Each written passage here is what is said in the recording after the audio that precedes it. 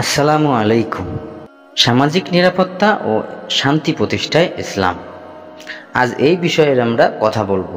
ইসলাম শান্তিপ্রিয় ধর্ম এবং এর শিক্ষা অত্যন্ত উচ্চাঙ্গে। ইসলামের শিক্ষাগুলোর মধ্যে একটি গুরুত্বপূর্ণ শিক্ষা হলো সর্বব্যবস্থায় সমাজ ও দেশের শান্তি শৃঙ্খলা বজায় রাখা। পবিত্র কোরআনের সূরা হিজরের ৮৮ নম্বর আয়াতে আল্লাহ তাআলা ইরশাদ করেন, আর তুমি যেসব জিনিসের প্রতি কখনো লোভভুক্ত দৃষ্টি তাকাবে না, যা আমি তাদের বিভিন্ন শ্রেণীকে জীবনোপকরণ হিসেবে দান করেছি, আর তাদের জন্য দুঃখ করো না, আর তুমি বিশ্বাসী মুমিনদের জন্য নিজের অনুগ্রহের বাহু প্রসারিত করো। অন্যদের আল্লাহ তাআলা যেসব সচ্ছলতার উপকরণ দান করেছে সেগুলোর দিকে লোভ তুল্য দৃষ্টিতে তাকানো ইসলামের নিষেধ। এই নীতিগত শিক্ষা অবলম্বন করে মানুষ ব্যক্তিগত জীবনে সুখে শান্তিতে থাকতে পারে। পরে ধন সম্পদ অন্যায় রূপে ক্রয়ান্ত করার মানসিকতা একাধারে অনেক অশান্তির জন্ম দেয়। আল্লাহ তাআলা কুরআনুল কারীমে বিশ্বনবী ও শ্রেষ্ঠ নবী হযরত মুহাম্মদ সাল্লাল্লাহু আলাইহি ওয়াসাল্লামকে সম্বোধন করে ইরশাদ করেছেন, অর্থাৎ নিশ্চয় তুমি ব্যতীত মহান চরিত্রের উপরে অধিষ্ঠিত। সূরা কলম আয়াত ৪। মহানবী সাল্লাল্লাহু আলাইহি ওয়াসাল্লাম বিশ্ববাসীর নেতা ছিলেন, তথাপি তিনি নিজ স্বার্থে কোনো প্রতিশোধ নিতেন না, বরং শত্রুদের সঙ্গে এবং ধর্মীয়দের সঙ্গেও উত্তম ব্যবহার করেছেন। মহানবী সাল্লাল্লাহু আলাইহি ওয়াসাল্লাম তার উম্মতকেও এই নির্দেশ দিয়েছেন, কারো যেন ধর্ম বর্ণ গোষ্ঠী নির্বিশেষে সবার সঙ্গে উত্তম আচরণ করে। মহানবী সাল্লাল্লাহু আলাইহি ওয়াসাল্লাম এর অতুলনীয় আদর্শ থেকে কয়েকটি দৃষ্টান্ত তুলে ধরার চেষ্টা করব, যাতে আমরা সহজে বুঝতে পারি ভিন্ন ধর্মীয় অবলম্বীদের সঙ্গে তার ব্যবহার কেমন ছিল।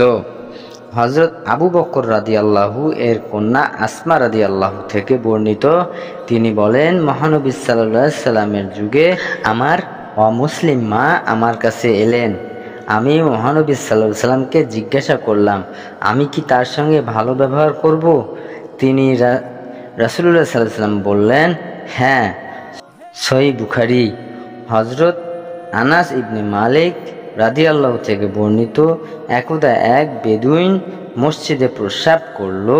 লোকেরা উঠে তাকে মারার জন্য তার দিকে গেল। মহানবী সাল্লাল্লাহু আলাইহি সাল্লাম বলেন, তার প্রস্রাব বন্ধ করো না। অতঃপর তিনি সাল্লাল্লাহু আলাইহি সাল্লাম এক বালতি পানি আনলেন এবং পানি প্রস্রাবের উপর ঢেলে দেওয়া হলো। সহিহ বুখারী কিতাবুল আদব। মহানবী সাল্লাল্লাহু আলাইহি সাল্লামের এর আদর্শ এতটাই অতুলনীয় ছিল যে তিনি ইহুদের লাশকেও সম্মান দেখিয়েছিলেন। হাদিসে উল্লেখ রয়েছে, একবার এক ইহুদির লাশ বিশ্বনবী সাল্লাল্লাহু আলাইহি সাল্লামের সামনে দিয়ে যাওয়া হচ্ছিল, আর এতে মহানবী সাল্লাল্লাহু আলাইহি সাল্লাম সেই লাশের সম্মানার্থে দাঁড়িয়ে ছিলেন যতক্ষণ পর্যন্ত না লাশটি তার সামনে থেকে চলে যায়। পাশ থেকে হযরত জাবের রাদিয়াল্লাহু বললেন, হে আল্লাহর রাসূল, এটি তো ইহুদির লাশ। এতে আল্লাহর রাসূল উত্তর দিয়েছিলেন, সে কি মানুষ ছিল না? সহিহ বুখারী হাদিস নাম্বার 1311। যে নবী এক ইহুদির লাশকে সম্মান জানানোর জন্য তার সাথীদের নিয়ে দাঁড়িয়ে থাকেন, সেই নবীর উম্মতের পক্ষে কিভাবে সম্ভব অন্যায় অত্যাচার করা? হযরত সুফিয়ান ইবনে সামিল রাদিয়াল্লাহু থেকে বর্ণিত, তিনি বলেন, মহানবী সাল্লাল্লাহু আলাইহি সাল্লাম বলেছেন, মনে রেখো, যদি কোনো মুসলিম অমুসলিম নাগরিকের উপর নিপীড়ন চালায়, তার অধিকার খর্ব করে, তার কোনো বস্ত্র জোরপূর্বক ছিনিয়ে নেয়, তাহলে কিয়ামতের দিন আমি আল্লাহর আদালতে তার বিরুদ্ধে অমুসলিম নাগরিকদের পক্ষ অবলম্বন করব। আবু দাউদ। হযরত আবু বকর রাদিয়াল্লাহু থেকে বর্ণিত, রাসূলুল্লাহ সাল্লাল্লাহু আলাইহি ওয়াসাল্লাম ইরশাদ করেন, যে ব্যক্তি অন্যায়ভাবে কোনো অমুসলিম নাগরিককে হত্যা করবে, আল্লাহ তার জন্য জান্নাত হারাম করে দেবে। সুনানে আহমদ। এছাড়াও নবী সাল্লাল্লাহু আলাইহি ওয়াসাল্লাম এটিও বলেছেন, তোমরা মাজলুমের বরদোয়া থেকে বেঁচে থেকো, যদিও সে কাফির হয়। তার মাঝখানে আর আল্লাহর মাঝখানে কোনো পর্দা নেই, অর্থাৎ তার বরদোয়া দ্রুত কবুল হয়ে যায়। সুনানে আহমদ।